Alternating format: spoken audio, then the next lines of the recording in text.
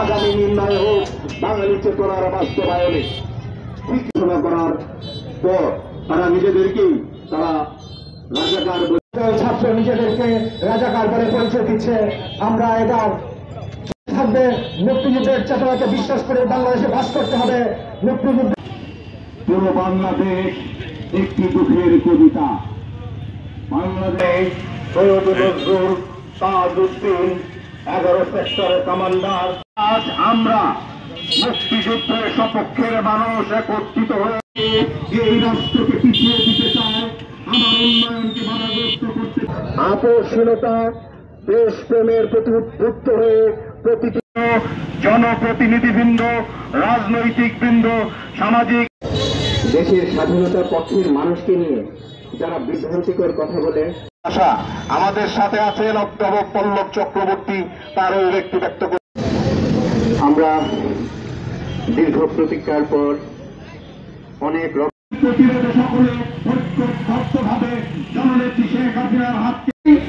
গতকালকে আমরা দেখেছি ঢাকা ভার্সিটিতে কিছু উশৃঙ্খল পোলাপান তারা বলতেছে যে রাজাকার রাজাকার। এত বছর পরে আমাদের বাপদাদারা যখন মুক্তিযুদ্ধ করেছিল তখন তাদের বাপদাদারা কোথায় ছিল আমি এটা জানতে চাই। প্রথমেই তারা এত বছর পরে আইসা বলে আমি রাজাকার আমি রাজাকার।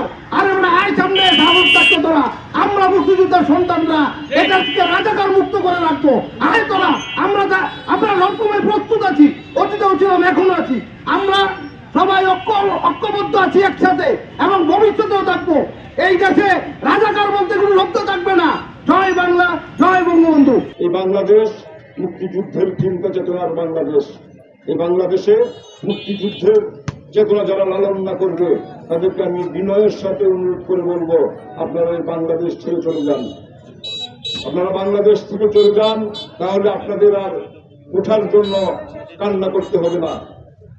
মেধাবীরা সবসময় মেধাবী, তারা কখনো ওঠার চিন্তা করে না।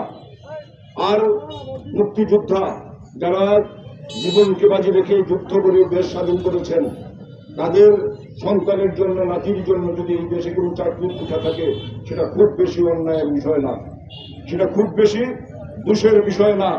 একটা প্রতিবন্ধী মানুষের জন্য কোঠা থাকবে, সেটা খুব বেশি একটা দোষের বিষয় না। উপজাতিদের জন্য কোঠা থাকবে, সেটাও দোষের বিষয় না।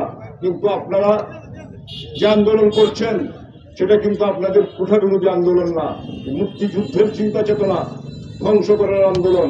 আর সেটারই প্রমাণ হয়েছে গতকাল রাতে প্রাচ্যের অক্সফোর্ড খ্যাত বিশ্ববিদ্যালয়ের ছাত্ররা যখন তুমিকে আমিকে বাঙালি না বলে বলে রাজাকার, তখন তাদের জন্ম পরিচয় নিয়েই আমার সন্দেহ লাগে। তাদের বাবা মার পরিচয় কি সেটাই আমাদের এখন মনে হয় খুঁজে বের করতে হবে।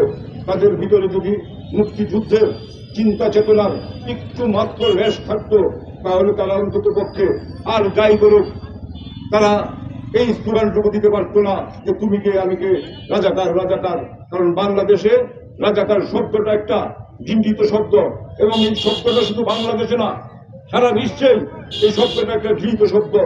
যারা এই ঘৃণিত শব্দটা তাদের শরীরে লাগাতে চায়, তারাও কিন্তু ঘৃণারই বস্তুতে পরিণত হবেন।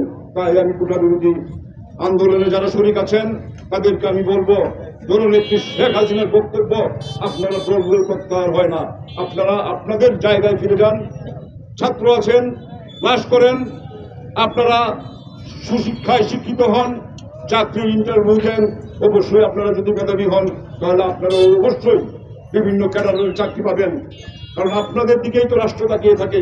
কিন্তু আপনারা যদি আপনাদের শরীরে রাজাকারের তকমা লাগিয়ে ভালো থাকতে চান, তাহলে আমরাও কিন্তু আপনাদেরকে, রাজাকার তকমা লাগানো একটা মানুষকে এই স্বাধীন বাংলাদেশ কোনোদিনই মেনে নেবে না। সেই কারণেই বলি, আপনারা ভালো হন, সঠিক চিন্তা চেতনায় আপনারা ফিরে আসুন। সেই ফিরে আসার আহ্বানটুকু রেখে আমি সকলকে ধন্যবাদ জানিয়ে। কিন্তু প্রশাসন, বাংলাদেশ আওয়ামী লীগ, বাংলাদেশ ছাত্রলীগ, আমরা সবাই নীরব থেকেছি। কারণ কুঠা ভিত্তিক আন্দোলন, এটি একটি আদালতের সিদ্ধান্ত দিয়েছে। স্থিতি জারি করেছিলেন 1 মাসের জন্য। কিন্তু আমরা দেখতে পেয়েছি গতকালকে ওই কিছু উচ্ছৃঙ্খল ছাত্র তারা বলেছে আমি কে তুমি কে, রাজাকার রাজাকার।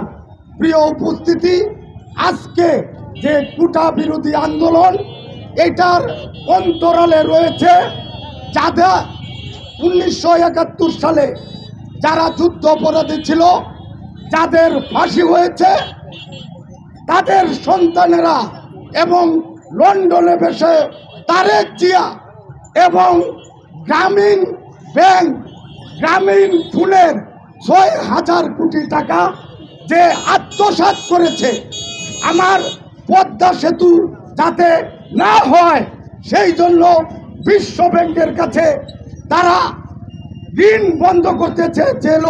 সেই ডক্টর ইউনূস সহ ওই জামাত বিএনপি চক্র আজকে তারা হাজার হাজার কোটি টাকা ওই কোটা বিরোধী আন্দোলনের নামে প্রয়োগ করছে।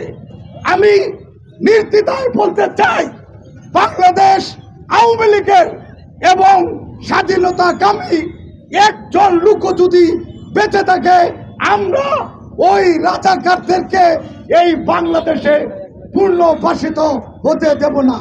আরেকটি কথা আমি মুক্তিযোদ্ধা এবং মুক্তিযোদ্ধাদের সন্তানদের উদ্দেশ্যে বলতে চাই, আপনারা কোটা পান, পাতা পান, যখন আপনাদের বিরুদ্ধে জামাত বিএনপি আন্দোলন করে তখন আমরা কিন্তু এই রাজপথে আপনাদের ছেলেদের, আপনাদের নাতি পুতিদেরকে আমরা দেখতে পাই না। তাই আমি অনুরোধ রাখবো, আজকে যারা কোটার সুবিধা পান তারা যাতে আগামী দিনের আন্দোলনে সবাই অংশগ্রহণ করবেন। সবাইকে ধন্যবাদ। জয় বাংলা, জয় বঙ্গবন্ধু, জয় বাংলাদেশ আওয়ামী লীগ।